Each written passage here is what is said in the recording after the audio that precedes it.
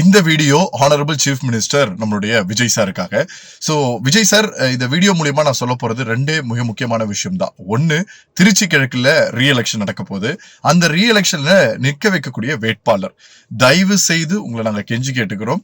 இந்த முறை திருச்சி கிழக்குல எந்த ஒரு கட்சி சார்ந்த நிர்வாகியோ அல்லது மாற்று கட்சியில இருந்து வந்தவங்களையோ அந்த மாதிரி யாரையுமே நிக்க வைக்காம இந்த சமூகத்திற்காக, இந்த மாற்றத்திற்காக, இந்த மக்களுக்காக தொடர்ந்து 365 நாட்களும் ஒரு ரூபா கூட எதிர்பார்க்காம இந்த சமூகத்துக்காக போராடி ஒவ்வொரு அதிகாரிகள் கிட்டையும் ஒவ்வொருத்தர்கிட்டையுமே கெட்ட பெயரை வாங்கி மதிப்பு கூட கிடைக்காம, மரியாதை கூட கிடைக்காம இருந்தும் தன் மரியாதை எழுந்தும் இந்த சமூகத்திற்காக பயணிக்கக்கூடியவர்கள் பல லட்சம் இளைஞர்கள் இருக்காங்க, பல்வேறு நல்ல மனிதர்கள் இருக்காங்க. அவர்களுக்கு இந்த வாய்ப்பு கொடுங்க. ஒரு உதாரணத்துக்கு சொல்லணும்னா சகாயம் ஐஏஎஸ் ஐயா அவர்கள், கண்டிப்பா அவர் ஒரு பெரிய சாய்ஸா வச்சிருக்கலாம். ஒருவேளை அவர் இல்லை அப்படின்னா திருச்சி கிழக்கு தொகுதியில மட்டும் கிட்டத்தட்ட 374 தொண்டு நிறுவனங்களும் 784 சமூக ஆர்வலர்களும் அந்த தொகுதியில மட்டும் இருக்கிறாங்க. அதாவது அந்த மாவட்டத்தை சுத்தி இருக்காங்க. அப்படி இருக்கக்கூடியவர்கள்ல உண்மையா மக்களுக்காக பயணிக்கிறவங்க, அதாவது இந்த புகைப்படம் எடுக்கிறதோ அல்லது போட்டோ எடுத்து விளம்பரப்படுத்துறதோ அல்லது வீடியோல போடுறதோ இந்த மாதிரி எல்லாம் எதுவும் இல்லாம, என் மக்கள் எனக்கானவங்க, அவங்க என்னைய என்ன சொன்னாலும் என்ன திட்டினாலும் அவங்க நல்லா இருக்கணும்னு பயணிக்கக்கூடிய அந்த மனிதர்களுடைய கணக்கு எண்ணிக்கையை மட்டும் பாத்தீங்கன்னா ஒரு 11 தொண்டு நிறுவனங்களும் ஒரு 21 சமூக ஆர்வலர்கள் மற்றும் சமூக தலைவர்கள் நாங்க சொல்றோம்.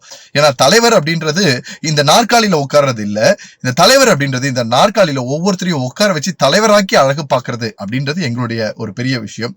அதனால இந்த விஷயத்துல நாங்க கண்டிப்பா உங்களுக்கு உதவி பண்ண தயாரா இருக்கும். சரியான நபரை தேர்ந்தெடுப்பீர்கள். ஆனால் ஏன்னா கண்டிப்பா எனக்கு தெரியும் சார், இந்த டைம் தமிழக வெற்றி கழகம் தான் திருச்சி கிழக்குலையும் வெற்றி அடைய போகுது அப்படின்றது. அப்படி இருக்கும் போது அது ஏன் ஒரு சமூக செயற்பாட்டாளருக்கு, ஒரு சமூக சேவகர்களுக்கு அந்த வாய்ப்பு கிடைக்க கூடாது?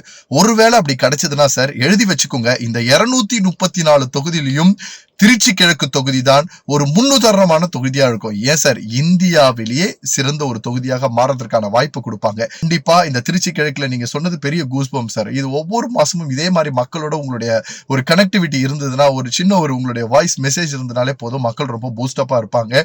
எல்லாருக்குமே நேரம் வேணும் சார். யாராக இருந்தாலும் ஒரே நாள் எதையும் மாத்திர முடியாது.